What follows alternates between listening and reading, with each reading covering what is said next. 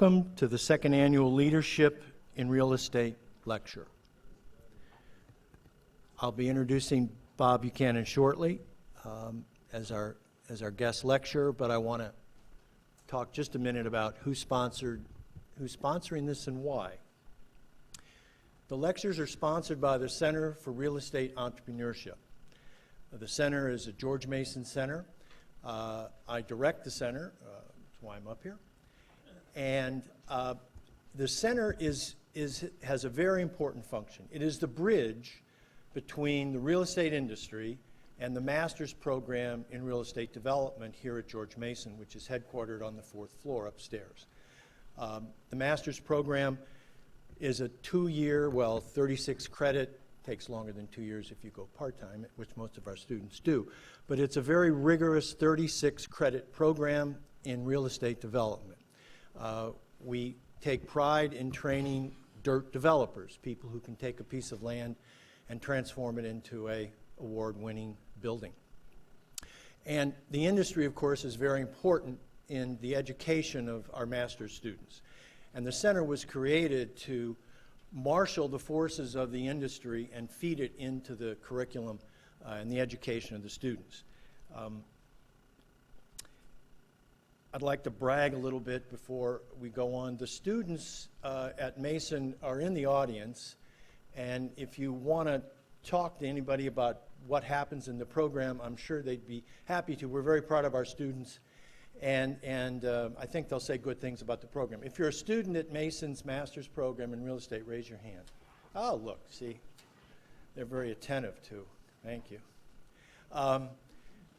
Once a year, NAIOP sponsors the NAIOP Challenge, which is a competition between all the master's programs in real estate here in the nation's capital. And it's a crowded space. There's ourselves, Hopkins, Georgetown, Maryland, and American. And every year they have a competition. The students have to create over a 3 to 4 week period using an actual development site. This year it was in Bethesda on Wisconsin Avenue. They have to create a pro forma and a concept plan and an analysis of the site and a real project plan. And every year the students from each team present that plan to the judges and the site owner, and a best plan is picked. And for the second time in 3 years, Mason won. So.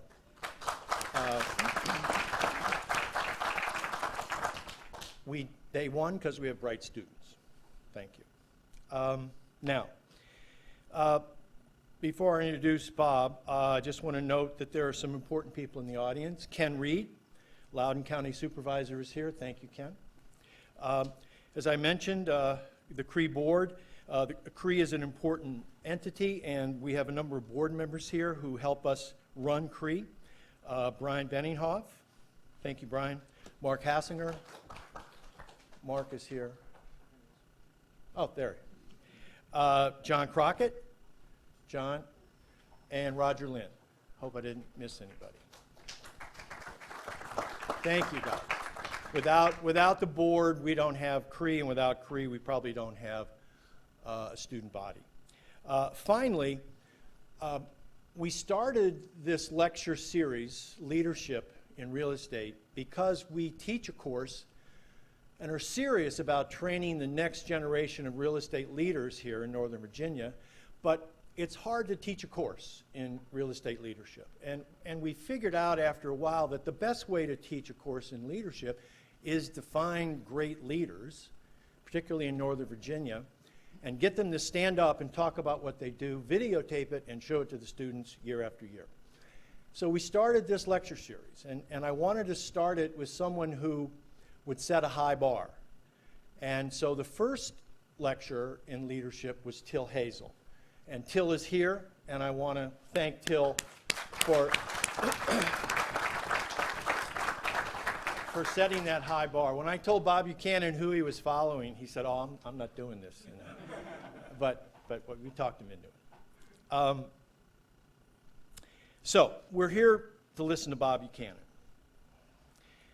Now, we all know Bob has led Buchanan Partners for nearly 30 years.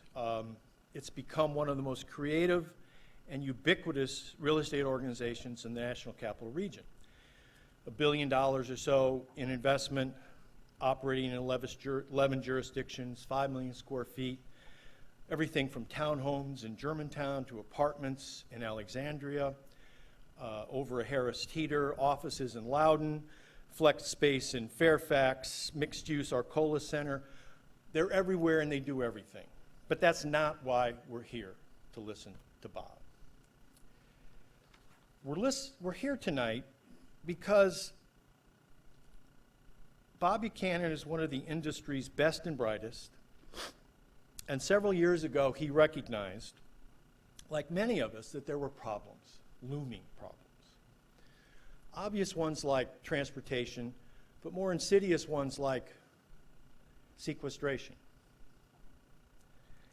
And unlike the rest of us, he decided and had the courage to do something about it. He created the 2030 Group and single-handedly cajoled the region's leading real estate professionals to join in the effort to use a regional strategy to understand and confront the growing economic failures that we were seeing. As the second Leadership in Real Estate lecturer, CRE is proud to sponsor Buchanan's insightful analysis of the current National Capital Region economy and the reason that regionalism and the 2030 Group may be the best antidote to the trends that we see worsening our quality of life. That's a bit negative, but I think Bob has some good things to say. Bob?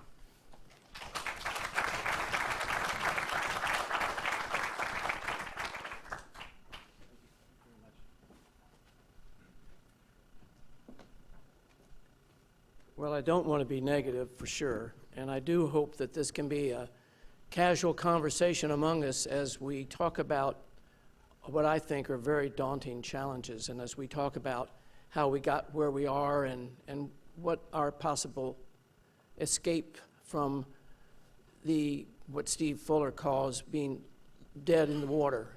Our economy is really not doing what it has, and I think underlying my comments will be three things. One, we still live in a great place. We have so many assets to build on, including ourselves. We, in the real estate industry, know what it takes to have an economy prosper. We know what it takes to get a project approved. We know what it is that our businesses need to occupy the space we create for them office-wise or industrial-wise. We know what our citizens want to live in, the products, the communities. And we know what our consumers want to use and enjoy those amenities we try to provide in retail. But we are seeing, I believe, more changes, and the pace of those changes today is faster than anything that I can remember in my 40-some years in the real estate industry. But it's the real estate industry leaders, it's people like yourselves, and for those students who may not know exactly what you're going to do when you get this great degree from Mason and how you can apply it, hopefully you'll get some insights today. Hopefully you'll learn that those of us who may be, quote unquote, the best and the brightest are just as confused and or bewildered by the tasks before us. It is very different. It is different because of the internet. It's different because of the role of the federal government. And I also think it's different because we've had it so good for so long, many of us don't know what it takes to right the ship. We haven't had to do anything. The billions in increased government procurement happened whether we did anything or not. We kicked the can down the road with traffic congestion. We really didn't pay attention to land use issues that could address affordable housing better. And we just assumed that because we were such a great place to live, the best and the brightest would always want to come work, live, and learn here. It belied the fact that we imported more top-end, highly skilled jobs than any other metropolitan region in the country. We imported them. We didn't raise them. So we need to step back and say, okay, going forward, what types of investment do we need to make this economy viable? I was very appreciative that the Washington Post decided to run a front-page article today, knowing that I was going to be talking about this. And it basically said, we're losing people for the first time. They're moving away. They're either not happy with the pace or the congestion, or I don't know if rat race would be the right phrase, but they're saying there are other places to work and raise children. There are other places to get jobs. There are other places to have a good life. It's the first time that I can remember anybody really put an article like that out for us all to see. So what are we going to do about it, and what do we know? So we're dealing with facts and it's not anecdotal. What do we know we can do about it, and who and how does a process work that we can appeal to? And I would tell you that real estate folks understand it better than most, and many people defer to us, and other business leaders don't take the proactive roles in the communities that we do. They don't need to get into the public-private partnership process. They don't need to understand the local land use issues because their projects don't depend on it. But we do. We understand how our communities are different. We understand the assets. We understand where people want to live, work, etc. We need to step up. We need to tell our elected officials how much times have changed. They're slowly getting it, in spite of all the calls to action over the years. They're slowly getting it because their revenues are falling. Their tax base is eroding. They're not getting the income that they had planned. And they're having to make some hard decisions on how they can balance the budget. They know they can't have tax increases. They know they can't cut too many services. But they're starting to come to the business community and say, we need a little help here. We need some creative suggestions on how we're going to get through this. So would you want them to go to someone who doesn't understand what it takes to make a community work? Would you want them to go to another politician who told them what they did, not knowing about what our community's all about? Would you want them to go to an academic leader that maybe has some theory but's never been put in practice? No, it's us. But are we stepping up? The answer is no again. So let's try to answer Bob's tough question. Can regionalism turn around our deteriorating economy and buffer the unprecedented threats to the nation's capital region and quality of life? Yes, but. And it's a big but. Regionalism, I think, is merely the catalyst to get us together, to get us having the dialogue, to get us to recognize that many of us haven't been to the table, haven't been asked to come to the table, haven't demanded a seat at the table, and many of us have been AOL. We've had it so good we haven't had to do anything. Now I think it's time the public sector, the private sector, the academic sector, the nonprofit sector, the philanthropic sector, we all start talking to one another and saying, okay, if we're going to have this community that everyone says is so great, if we're going to continue to live here, we got to start making some of these decisions. But what should they be? What can we agree on? And how are we going to go about it? It's going to take some money. It's going to take some courage to overcome the politics of a lot of things that have not been addressed. And I'll give you one example. We've had, if not the nation's worst traffic congestion, certainly it hasn't been anything but a failed system as far as most of us who have to commute on a regular basis understand. And I certainly don't think it's always either the worst or the second worst or the fifth worst in the country. Do you think there's a regional transportation priority plan that has specific projects in it? No. The plan that came out this year from COG did not list one specific project. They talked about systems. They talked about process. There wasn't one project addressing what could change our travel times, our commuting patterns. The politics are so strained in this area alone that when the 2030 group surveyed 45 of the region's top transportation analysts, from engineers to transportation contractors, you name it, the 45 to 50 most in the know on our transportation areas. Two things came back. One, no one had ever asked them to give such a report, as in what could be, what should be our priorities on a regional basis. No one's asked us to do that. But, we said, if you could and would, what would your top 5 be? And they named them, and I'll mention it in a minute. But then they said something that really just says it all. They said, we'll only answer this and follow through with you on one condition, that this survey be anonymous. We cannot have our names associated with the priorities we're going to give you, with the recommendations we're going to give you, because we'll either lose our job or we'll lose our contract with the public sector. How in the world are we going to let that continue when we know the public is probably united in one area alone, our transportation mess, yet no one will cite a specific priority plan for the region? It's bottom-up thinking. It's local versus regional.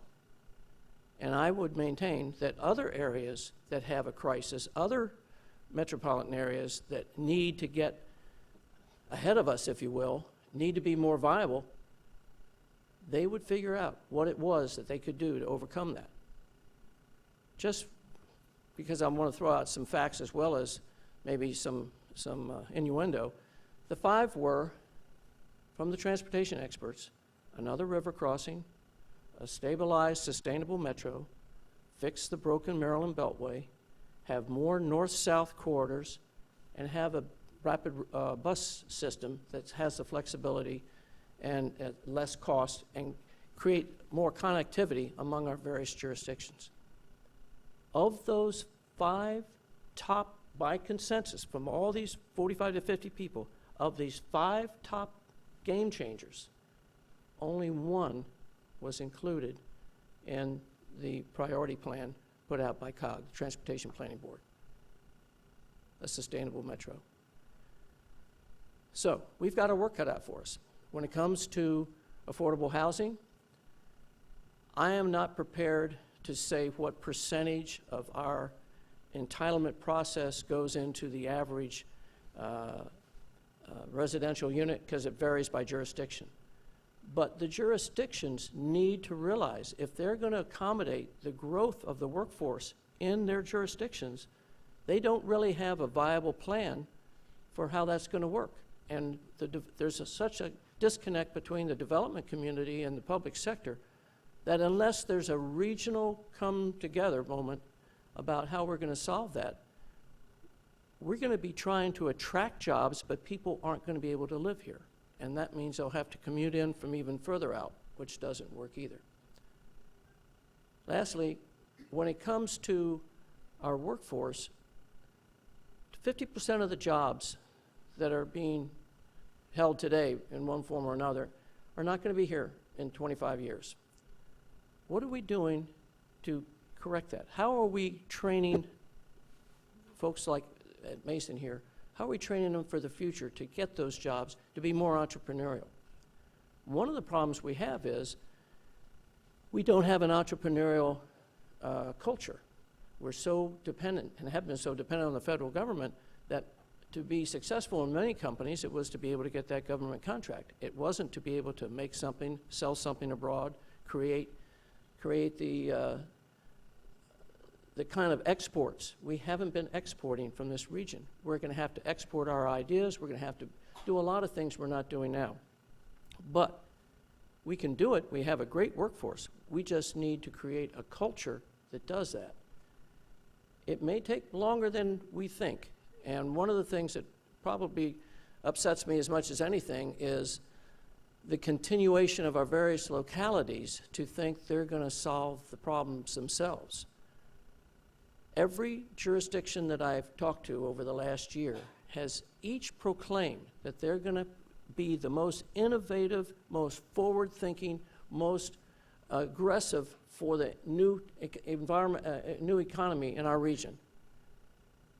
How's that going to happen?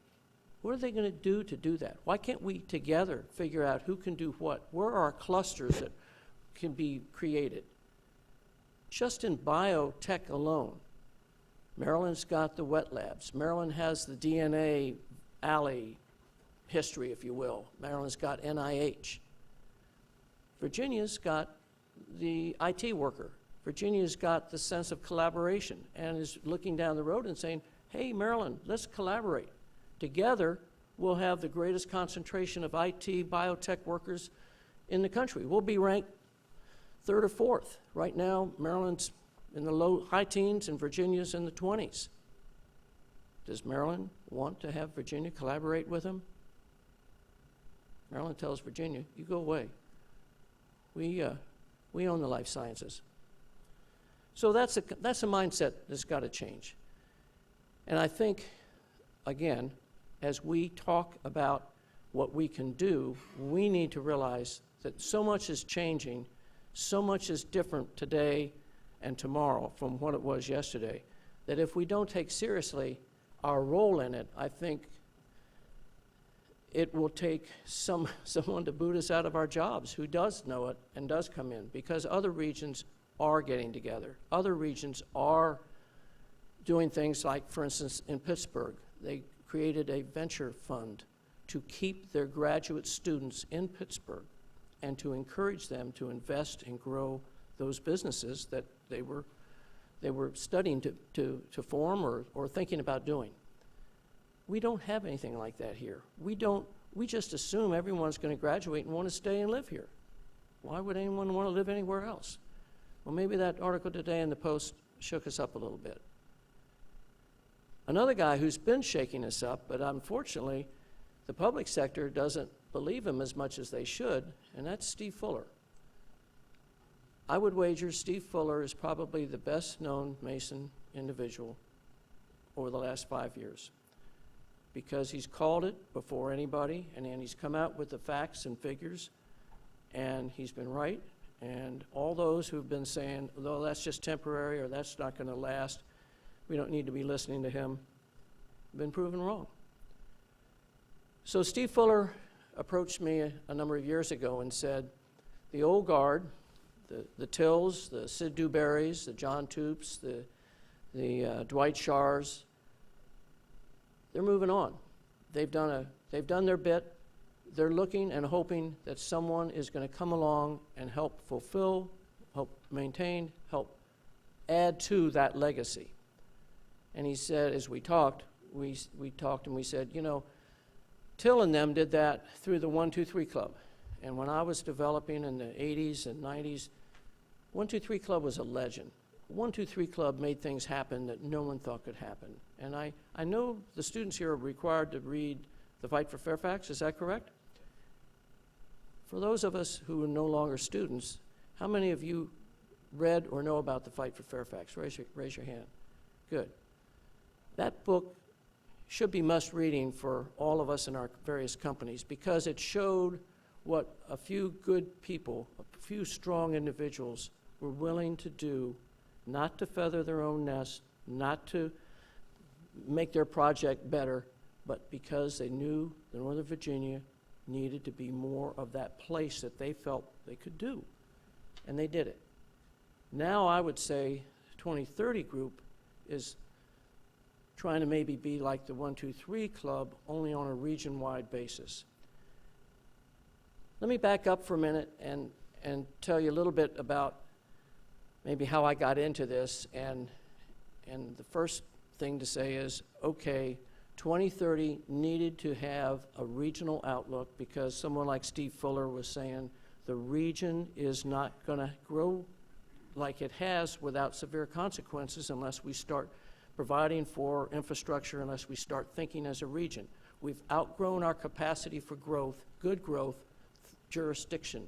We have too many silos, and the silo mentality's got to stop. I bought into that. Then I said to Steve, okay, you, through the Center for Regional Analysis, you have the credibility of a Brookings, if you will. You're that third-party academic credible provider of the facts and analysis that we all can go to. How do we promote that? How do you continue to do that? What are the things we should be studying? And he said, well, we should be providing the analysis so that the dialogue, the public dialogue among the region's leaders can be on a factual basis, can be on a sustainable basis. It's been analyzed, it's not anecdotal, and it's not with a premeditated finding. And he said, I will provide that, and I'll work with others in the region and other academic areas to help develop that. But you, he said, you've got to bring in the business community. The business community has to rally and be part of the solution, because right now I'm hired or fired by the public sector if they don't like what I say. Business community has to demand accountability. Business community has to raise the money for this research to go on, and the business community needs to be more involved. So I said, well, how are we going to do that? You've been around more than I. Who do you see that are the leaders out there that we can enlist? I'm willing to do it. I think it's great. And I'm at that time in my career, which incidentally, Brian Benninghoff and Russ are here. If there weren't people at Buchanan Partners who were picking up the slack that I have created by my spending the time in 2030, I wouldn't have had that ability to be as involved as I have been for the last 7 years. And I thank Brian and Russ very much for that. But the point I was really trying to say to Steve was, who's out there that are willing to participate? It basically boiled down to just about everybody that we approached that said yes were real estate oriented. And some of those who were our detractors took us to task and said, how can this be a balanced group if it's all real estate? Mostly male, mostly white. How can this really work? This isn't diverse enough. Well, we went to women in the community who were leaders. We went to government contractors who were the leaders. We went to the tech leaders. You know what they said? You real estate guys understand this. The rest of us don't understand this. We count on you to put the roads in. We count on you to understand what kind of infrastructure is needed. We're not interested. We're here because the workforce is here, and we're here because the federal government's here, and we could care less about your community issues. The second thing they basically said was, good luck, we'll support you, but we really need to keep a low profile, and it's going to be on a case-by-case basis. So that's not a challenge to us, but that's a fact of life. We're going to have to overcome all that. So we decided to embark on a series of good research and analysis. We've looked at the things from housing to workforce training to congestion, infrastructure, transportation. And we've also looked at governance. And we've enlisted along the way other groups who appeared, I guess, 2 years ago with me on this panel when we were looking at hearing the report from Steve Fuller on what it takes to be a global dynamic power. And ladies and gentlemen, the list of those who are global dynamic power are many, and the only reason Washington is on that list is because of the presence of the federal government. We don't stack up too well as a business center. We don't stack up too well as a community that pulls together to solve its own problems. We don't stack up too well in a zillion of those characteristics that are found and common to those other jurisdictions, other regions that want to be players. We kind of take it for granted. Having said that, however, we've got great academic institutions, Mason being one of them. We need to get them into the fold. We need to get them talking and demanding more. We've got a great nonprofit community that I've reached out to, and because they've approached us and said, we want to be involved in this regional discussion. It needs to be aware of some of the things we are doing, and one hand needs to know what the other's doing. So Steve's call to action got a 2030 group going. We did bring in, and you've been handed a flyer, and you can see the list of our members. And it is interesting, as people hear my presentation on 2030 and kind of scan the flyer, the first thing they do is they look up and they say, wow, you've really got some heavy hitters on your team. And the second thing they ask is, were you able to raise any money? And that's when they really pay attention to us. We've been able to raise, in our 7 year of existence, about $3 million. And it's gone into research and analysis. It's gone into getting some bills passed. It's gone into trying to coordinate the business community to speak as one voice. One of the things that I saw, and it was sad but true, as we tried to become that public-private partnership with some of the region's leaders, had a chance to meet with the two governors, O'Malley and McDonald, and in Mayor Gray's office several years ago. We were the only ones, there's 3 of us from the 2030 group, we were the only ones invited, and the purpose was, what's all this stuff about regionalism? What's all this stuff you're doing? We hear you've got all kinds of good analysis. What should you tell us? What do we need to know? So I talked a little bit about some of the impacts of the growth. I talked about the lack of infrastructure, and I talked about the need for them to be more hands-on in this region because it was the golden goose and they were taking it for granted. And I said, there's a couple things that aren't working very well. We don't have an authority that implements things like in other areas, implements infrastructure. In fact, our metro system doesn't have a sustainable financial model, and our metro system doesn't really have the ability to really become that glue that holds us together, because it depends too much on a year-to-year appropriations. You all need to commit to a long-term program and bring in your counties and your states. We have a COG that's the clearinghouse for public improvements, but is not chartered to raise money, is not chartered to implement any of the plans they approve, and is not accountable whether they work or not. That doesn't make sense. We need an authority that can handle that, and most importantly, an authority that thinks regionally. COG thinks bottom up. We need to start thinking top down. I finished and I did my thing, and the first question was, one governor, who I will not mention, turned to one of his aides and says, how much do we fund COG, and what does COG do for us? The other governor, and then he looked at the other governor, and the other governor went, I don't know. Mayor Gray answered that question. He knew. But the two governors of Maryland and Virginia did not know what COG's role was, nor did they know how much of their budget funded it, nor did they have any plans of being more involved. They were looking for low-hanging fruit. We now have 3 new people in that position. We should be demanding that they get together. We should be demanding that they work together. We should be demanding that the Potomac Ocean get back to a river. The other day, some of you, I think, were at Dulles Matters, very good program about the need for Dulles to be connected to the other airports, the need for Dulles to be more viable like it used to be. And Governor McAuliffe, who has more energy than all of us in this room put together, incidentally, and who's on a wild kick for economic development, he started talking about another river crossing. He started talking about the need for a river crossing to help not only Dulles, but Northern Virginia. And he looked at those of us from Maryland and said, you got to get your governor involved. The Cahogan team needs to pick up on this positive change from Virginia, proactively seeking a river crossing. So, we've started making the rounds. We've got a good group.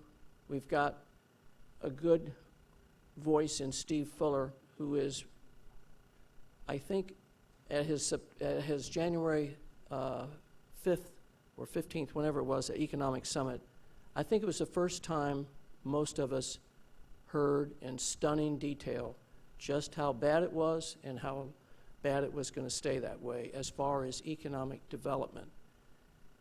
We're getting jobs, but they're at the low end. We're not getting anywhere near the jobs we used to. It's fallen from 76,500 net in 2004 to 18,900 last year. And, as Steve says, it ain't going to change much. And if you heard Terry McAuliffe last week at Dulles Matters, he's talking about phase 2 of sequestration that he's trying to prevent from hitting this coming fall, but he knows some of it will be in place and some of it won't be shelved. So it's going to be tough to go to the political leaders and say, we need to have more investment in infrastructure. We need to fix our transportation, because they're looking at falling revenues. It's going to be tough to give them the courage to change some of the mix of uses, some of the land use issues. But if we don't, we're not going to make it. It's not, all these efforts to start entrepreneur, high-tech incubator, all these things are not going to scale up in the time frame we need to protect our quality of life. That thing in the paper this morning should have been a very shrill wake-up call. Some people are not happy with the quality of life. Some people are complaining about it, and the Post is writing it. It's not just the ugly developer who's complaining, it's now people moving out. I was at a NAIOP event a couple of months ago, and I was the only panelist out of 5 that had not transferred most of their new business out of the area. These were major developers who were seeking to grow their companies in other states and other regions, far from this region. Everyone keeps saying, well, it's going to take a major company to move out before we wake up and we do something about our congestion or whatever it is. It's already happening. There aren't major companies moving out. They're headquartered here, but they're not growing here. They're going to Philadelphia, they're going to the Midwest, they're going other places. And it shocked me, because these were people who were big names and had thought it through and just said, we don't see the growth here, and our figures here are the worst in our company, and we can't afford to ride this out. So what are we going to do? Well, it's nice to know that George Mason is stepping up. On early part of March, Angel Cabrera presented a proposal to the 2030 group and said Mason would like to start an outreach program to various sectors in our community about what it's going to take, what the roadmap is to generate a future regional economy that we can live with, that we know we have to have. And we're prepared to reach out to the business community, the academic community, the tech community, the healthcare community, all those key stakeholders. Would you work with us? And I said, of course, we'll work with you, but getting all these people in concert is going to be tough. So far, I've reached out to a number of key individuals in the chambers, for instance, in various parts of our economy that have not been participating on discussions like this.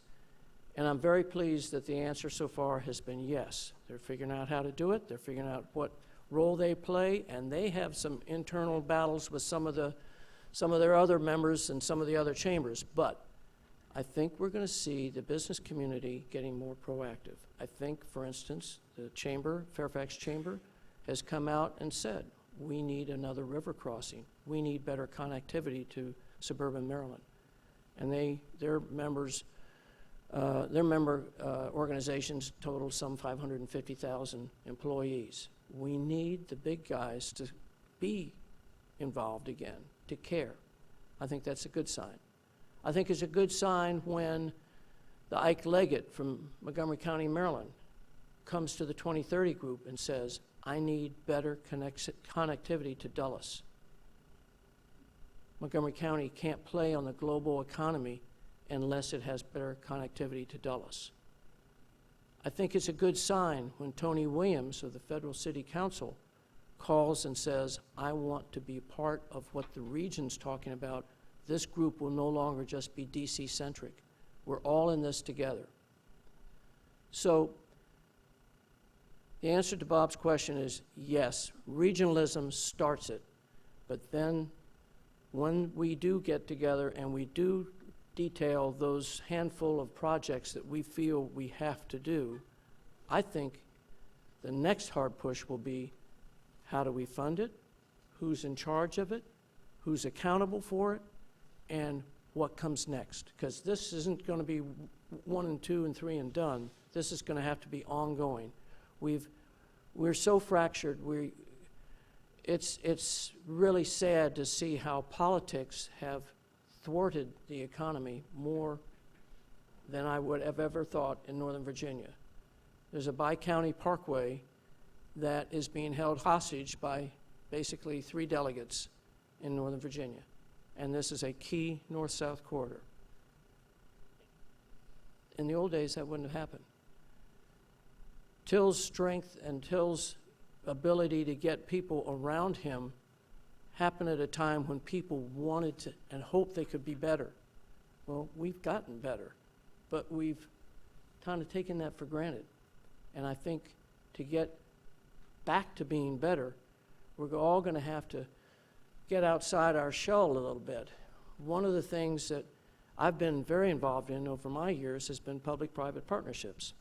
Up the road a little bit is Ballston, and we were developing in Ballston in the 80s, and Ballston really wasn't clicking, and people were worried about a lot of things, and we formed a public-private partnership, the Ballston Partnership, with the County of Arlington, and it transformed the way I saw to do things in my business. I thought it was good to get involved. It was good for my business for me to be involved more than I ever thought I needed to be. But it did 2 or 3 things. One, I got to know the community, so when I went in with a proposal or I went in through the entitlement process, I really knew what the community expected and wanted. I also, by going to those meetings and being involved, they knew what I was capable of doing. I never overpromised and underdelivered. I always knew what I could do, and if I couldn't get it, then I told them I couldn't do it. But they appreciated what we were all trying to do together. The second thing about a public-private partnership is the public sector does get to know who they can trust, does get to know what that voice is within the business community, and then when they have problem areas, they'll come to that business entity and they'll say, would you participate here? We need your leadership, or we need your vision, we need your stick-to-itiveness. Would you be a part of our community? We trust you. So when I started sensing that, and I started to realize that that was good for my Buchanan Partners team as well as for the community, it did lead me to a sense that if you're not more involved in the community you're active in, you're not going to be taken as seriously as you think you should be. But if you do get involved and you do spend the time and you do earn their trust, you will reap rewards community-wide you never thought you would. I'll give one example because it's such a great one, and Hank Hume was listed, former Director of Public Safety, was on the list of people in Civil Engineering Institute today that I attended a function. And Hank Hume was Director of Public Works when Ballston Partnership was getting going, and we were complaining to Hank that we were doing all this stuff to make greater sidewalk amenities and trying to create a sense of walking around the parks and nighttime and whatever, and these crazy VDOT lamps were so glaring and so harsh, no one wanted to go outside because it made them look awful. And I said, you got to create a bulb, you got to create a fixture that's amenable to a neighborhood walking. And I said, you can do it, we can't do it, they'll listen to you, won't listen to a bunch of developers. He said, let's do this, let's go down to the mall, I'll take some voltmeters, I'll take some of my crew, and we'll walk around and we'll just see what is down there and agree what we can do, and then maybe I'll do something. So we did. We spent a couple hours walking the mall, got a sense of the lighting, sat down and had a couple beers later, and he said, you know, I think you guys are right. I'm gonna do something about it. He called me about a week later and said, Buchanan, you got your lights. Now, I just want to remind you, I really had to do some favors to get it, but I think it was worth it. You convinced me. If I ever call on you, though, I'm hoping you'll remember this. Hank, you got me. Thank you. This is great. This will really make Ballston be what it needs to be. A month or two later, he called and said, okay, there's a public hearing next week in Fredericksburg. I've put in for 12 improvements to our intersections in Arlington. Two of them are in Ballston, but I want you to accompany me, and I want you to make a plug for Arlington's needs and may help me, because right now, I doubt if I even get the 2 in Ballston. The money's tight. So I said, I'll go down with you, but you're going to have to tell me what to say or do, because I am clueless. And he said, you'll be ready. So the hour drive down to Fredericksburg, he's pumping me, and I'm making notes. We walk in to this schoolhouse where everybody is packed. Everybody knows everybody. I'm the only non-public official walking in that door. They call us up, and I said, I'll go up there with you. He said, no, you're going up there. When they ask questions, I'll come up, but you're on your own. You can do it. I went up there, and I made my pitch, and at the very end, I said, I'm happy to defer any questions to the man who just told you what I just told you, through me, because I've already exceeded my capacity. No questions. We drive back, and he says, you know, that was pretty good. I saw the look on their faces. They were surprised. Thank you very much. A week later, he called, and he said, this damn Ballston partnership is the best thing that's ever happened to the county. You guys got anything you want? I said, you got 2 things? He said, I got 6 things.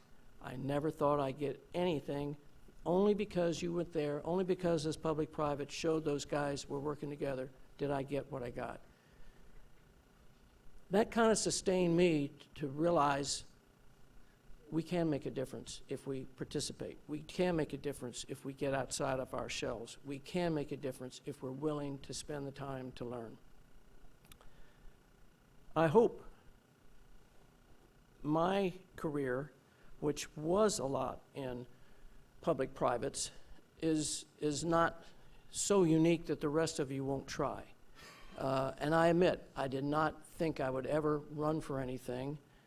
And it was only when I ran for office in the city of Rockville and I was elected as a council person in the 70s that I did really realize how much and how different the mindset was in the public sector than the private sector.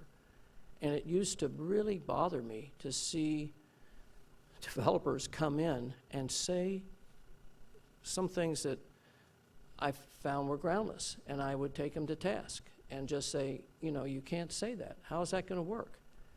And I got a reputation for really caring and trying to do right. And that led to, you know, a lot of strains on my time, but I became as caring about the community as I was about my company. But the sacrifice to family is huge, and eventually I stepped down because I couldn't raise a family and a company at the same time. But I've never forgotten what it's like to have a community that clicks, what it's like to have everybody trusting one, not everybody, but the major players trusting and understanding and working together. And I would say, unless we start thinking that way and we take the lead, it ain't gonna happen. Real estate guys have insights no other industry has in this town. You know what it takes to make a community, you know what it takes for the process, you know how to get them financed, you know how, you understand it. But if you don't tell those who need to know, they're gonna assume you can do anything. 2 nights ago, I was with a group called the Committee of 100 in Prince William County, and I was telling Till about it earlier today. There was a citizen activist who was anti-development, distrustful of the local political leaders, and so naive about and unknowing about how the process works in the market that he made me look good. He was so antagonistic and so misinformed and so out of it that you almost didn't have to work hard to refute him. And the room turned when they realized he was demanding things that couldn't happen. When the room realized that he was so anti that he wouldn't do what was right for the community. And they listened to me when I told them how the community needed to change. or it would always be a bedroom community. And what the millennials were looking for. We're at a time where things are changing.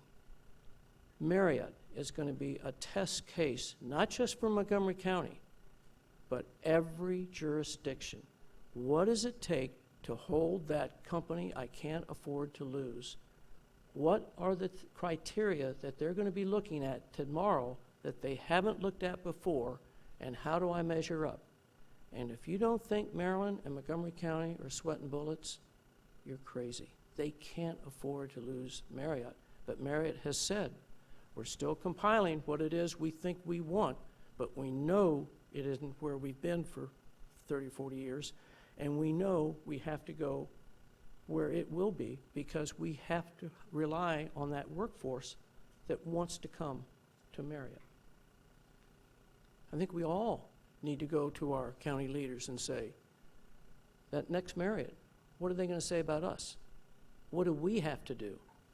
I was telling Bob earlier, I probably developed or been associated with more office parks in the suburban area, suburban office park market than anybody.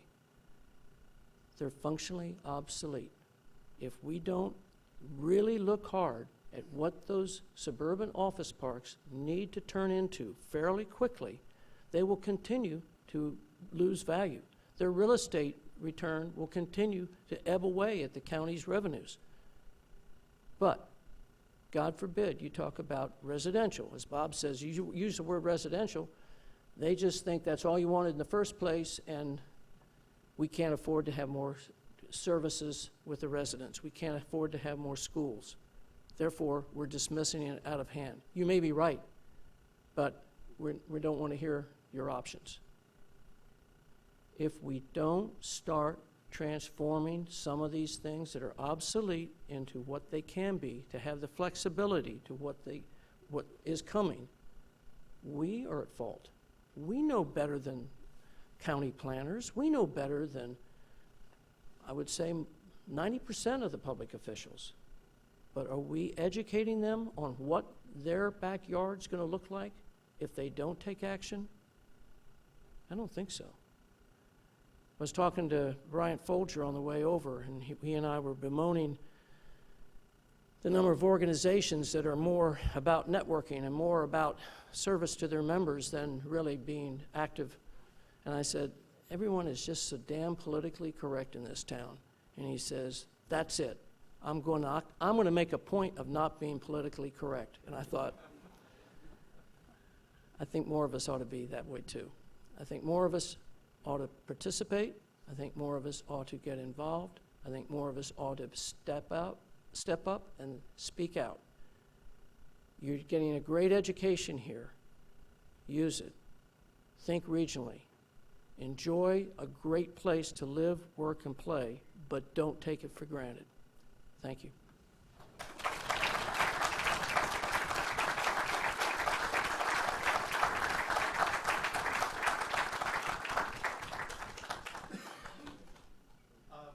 I'm sure there are a few questions, even maybe politically incorrect. Anybody? Raise your hand. Brian?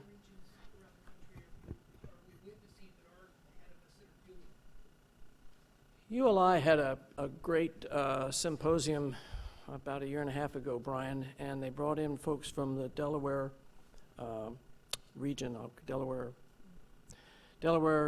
southern Pennsylvania, Philadelphia, New Jersey, and they talked about their region. They also brought in a number of jurisdictions around the Denver airport, and there was one other, I'm drawing a complete blank, but basically all of us have said, you know, no other area has two states and a federal government. It's almost a fourth jurisdiction in a district.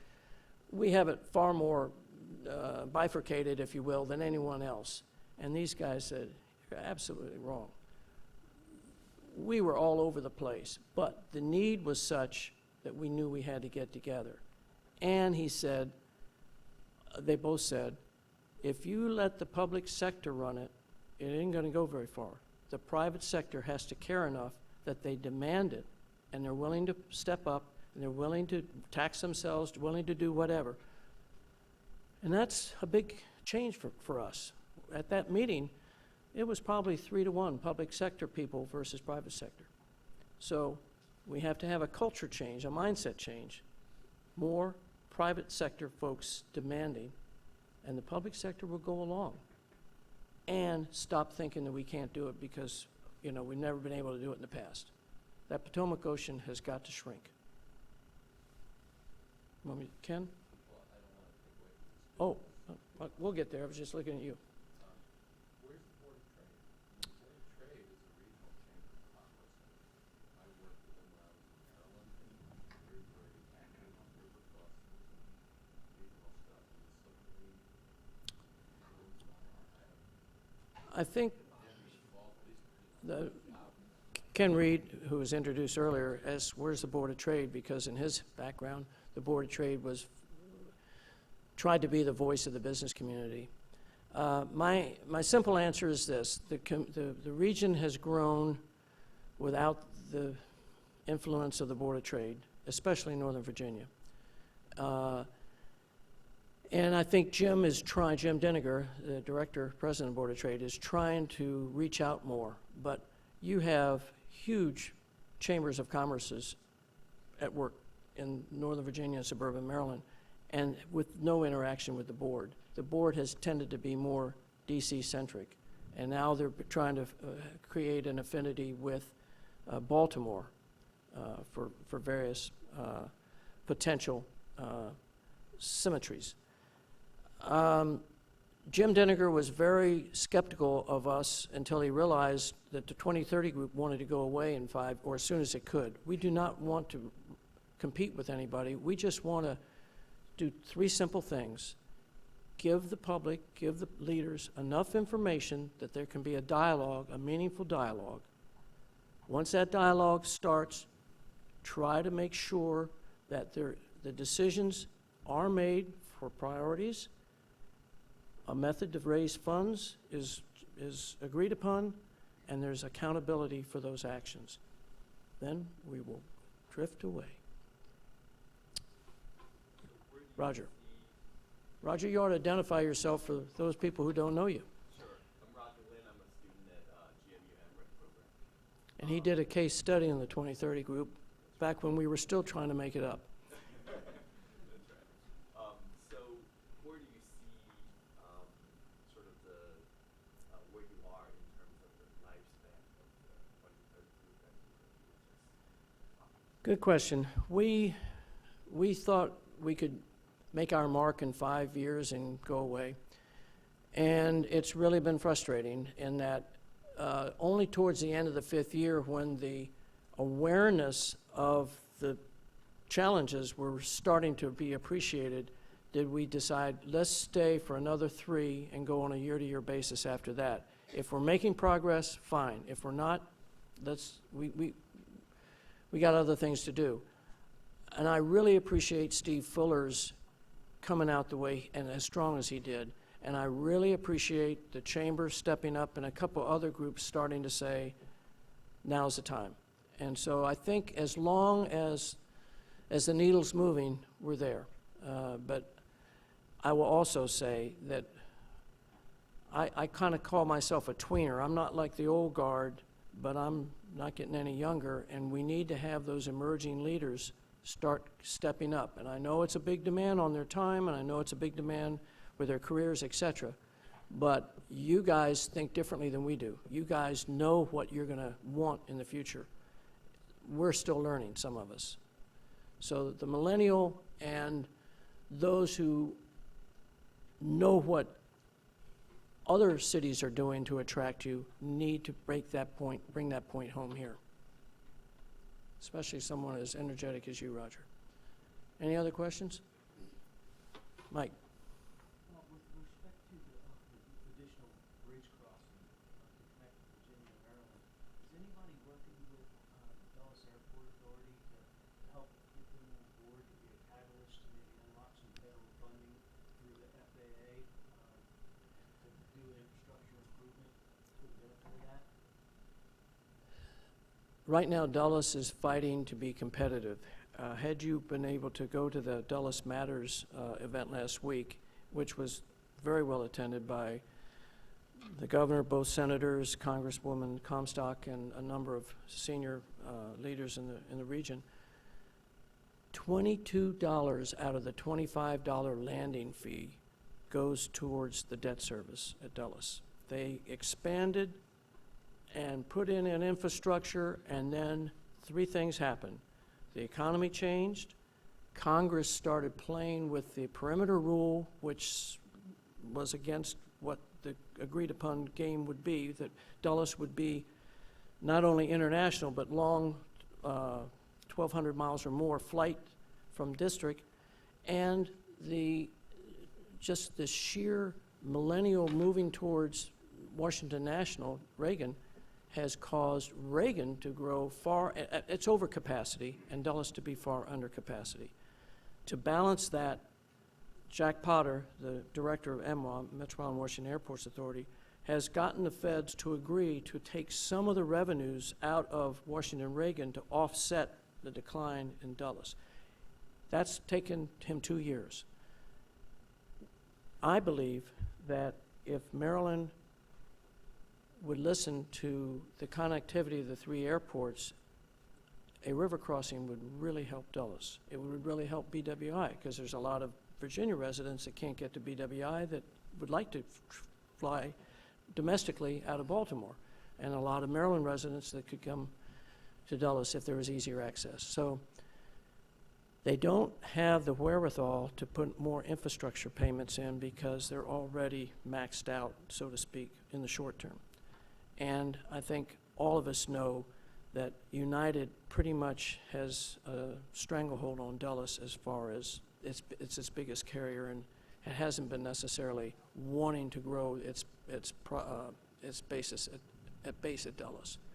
That has to change. But the biggest thing that has to change has to be more economic development around Dulles, so people want to fly out of Dulles, and that's what's been killing them.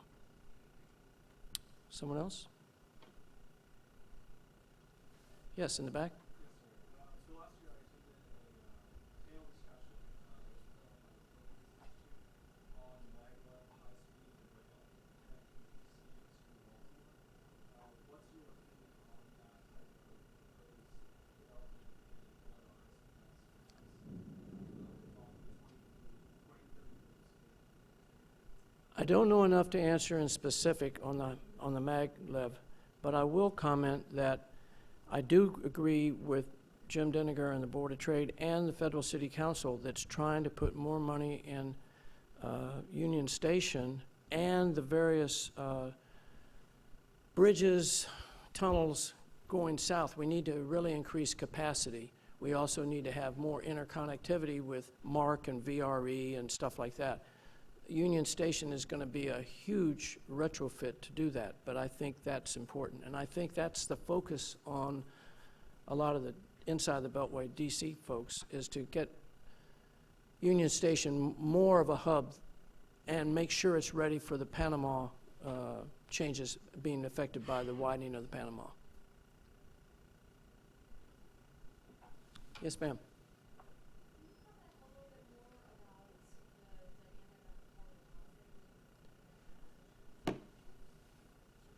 Yeah, we're starting to have, I joined a group, a couple of other organizations have been involved, and it's starting to be more of, are the public officials willing to consider different densities and or considering less entitlement costs for these projects, because it's hard to make it work. And what's been happening, and Steve Fuller had a meeting upstairs several years ago, a year and a half ago, with some of the larger multifamily developers, as well as some of the folks in the public sector. And they were just talking by each other. Neither one appreciated what the other was going through. I think there needs, and certain jurisdictions get it more than others. I won't name her, but there's a new planning director of park and planning in Montgomery County coming from the city of Alexandria that really thinks in terms of not being afraid of density, not being afraid of mixed use, understanding what it's going to take to get what everybody wants. That density word can really scare a lot of people, but I think we have to start thinking that way. Any more? Yes. What do you think the biggest threat to regional thinking is? Like, is it more the fact that we're a city full of people coming in from all over that grows from, imports, for federal workers, transient workers, military, whatever, that they have less of a connection to the region? Or is it more just the structure of having multiple jurisdictions, two states, a district that can be fractured, kind of that central thinking united? I hate to tell you this, it's this simple. When I first started talking with the leadership of COG, and I said, you guys are so key to this, I gotta understand why you're not pushing it. And I hope you think I'm making sense. And they said, yeah, you are. But we lose elections if we start thinking regionally. We only win elections and re-elections when we think locally. So you're asking us to be a one-term or go out of office. And I was reminded by, who's the mayor, Koch or something like that of New York City, who never wanted to run for, his attitude, I'll do the right thing, I don't care if I'm reelected or not. We need that thinking. Right now, we don't have that thinking. And that's why I didn't dwell on it, because I don't want to make them out to be the scapegoat. But it may well be, we have a generation of political leaders that have no clue. They can say regionalism, they can say what you want them to say, but they don't know how to act, they don't know what to do, because they never had to. And I'd say there's too many business leaders that fit that description as well. But that's the biggest problem, is the elected officials won't think regionally unless they're a shoe-in. Roger, well, before Alan. Yeah, Alan.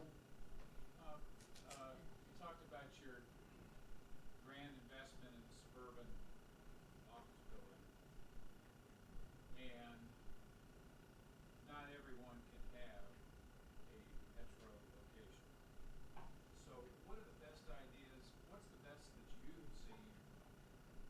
I'm assuming if you can't bring your property to a rail, maybe you can get amenities nearby. But as I sort of think through that, I guess the first battle is actually zoning codes. I guess I'm starting to answer this myself. Well, Alan, In fact, there's no other use two, for them. two, What do you do? What are you thinking? What do you two rows up from you, there's a guy who led the rapid bus, what do you call it, express bus, rapid bus transit system for Montgomery County. I have said to those who have just been drawing a line in the sand about the purple line, I don't think the purple line's ready for rail. I make it a bus line, and I take the money I'd save, and I put it into the county's bus system, the CCT, quarter city transit system. That gives you the flexibility. That gives you connectivity. It's a heck of a lot cheaper.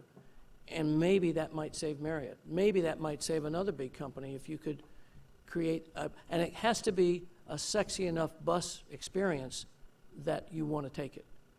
It has to be reliable, it has to work, and it has to be different from that thing you did when you were a little boy and you swore you'd never do it again. Maybe not you, but me. Ken. Oh, well, wait a minute, Ken. Roger's first here. Sorry. Better be good, Roger. Better be good.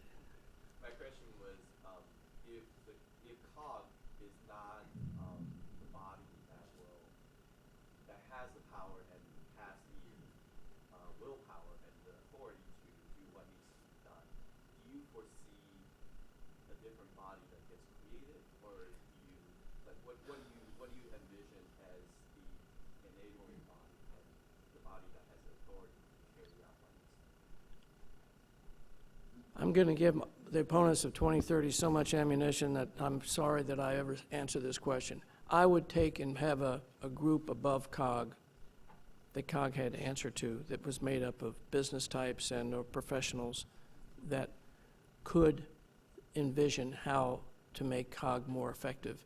But I would also have to then give them the ability to raise funds, give them the authority to oversee and implement it. That's a big change. But if I were the governors and the mayor, I would think about how to do that. I wouldn't try to bring in another entity, it'd just be fighting with COG. But I would have a group empowered to run COG and raise the money and make COG really be able to do something worthwhile.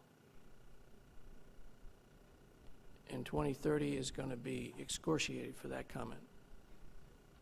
But right now, we don't have any entity that can do anything. If, God forbid, we should decide to fix the Maryland Beltway, have a river crossing, have a sustainable metro, and whatever, there is no regional authority empowered to make that happen.